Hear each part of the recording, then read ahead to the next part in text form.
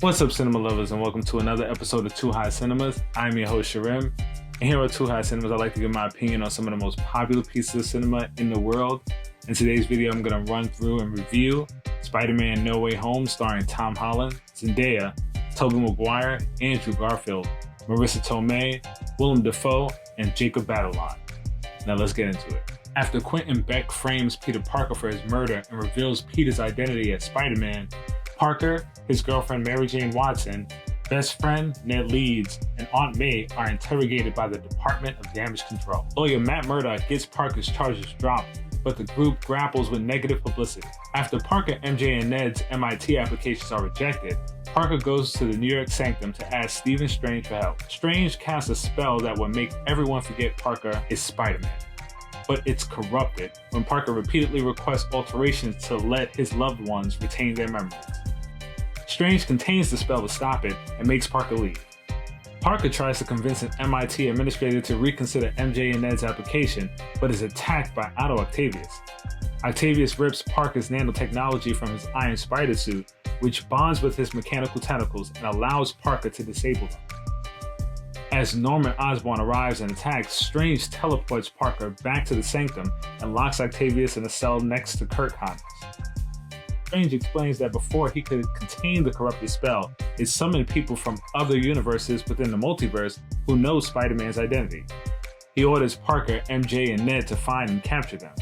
They locate and retrieve Max Dillon and Flint Marko. Osborn reclaims control of himself from his split Green Goblin personality. He goes to a feast building where May confronts him before Parker retrieves him. While discussing their battles with Spider-Man, Osborn, Octavius, and Dillon realize that they were pulled from their universes just before their deaths. Strange prepares to reverse the contained spell and send the villains back to their respective universes, but Parker argues that they should first cure the villains' powers and insanity that caused their deaths, to change their fates upon their return. On that note, don't forget to check out some of our merch options provided by KLB Supply at klbsupply.com. Follow KLB Supply and Too High Cinemas on all social media platforms. Like and subscribe for any updates. And let's get back into it. Parker steals the spell, traps Strange in the mirror dimension, and with May, takes the villains to Happy Hogan's apartment where he uses Stark Industries technologies to cure Octavius. The Goblin persona takes control of Osborn and convinces the uncured villains to betray Parker. As Dillon, Marko, and Connors escape, the Goblin fatally injures May. Before she dies, May tells Parker that with great power, there must also come great responsibility. Ned discovers that he can create portals using Strange's sling ring, which he and MJ use to try to locate Parker. They instead find alternate versions of Parker from the villains' universes who were also summoned by Strange's spell and who are nicknamed Peter 2 and Peter 3. The group finds the universe's Parker nicknamed Peter 1, who is ready to give up and send the villains home to die. The alternate Parkers share stories of losing loved ones and encourage Peter 1 to fight in May's honor, and the three Parkers develop cures for the villains. The group lure Dillon, Marko, and Connors to the Statue of Liberty. Peter 1 and Peter 2 cure Connors and Marko while Octavius arrives to help cure Dillon, and Ned frees Strange from the mirror dimension. The Goblin appears and unleashes the contained spell, which ruptures the barriers between universes, pulling in countless others who know Peter's identity. Strange attempts to hold them off while an enraged Peter 1 tries to kill the Goblin, but Peter 2 stops him. Peter 3 helps Peter 1 inject the Goblin with his cure, restoring Osborn's sanity.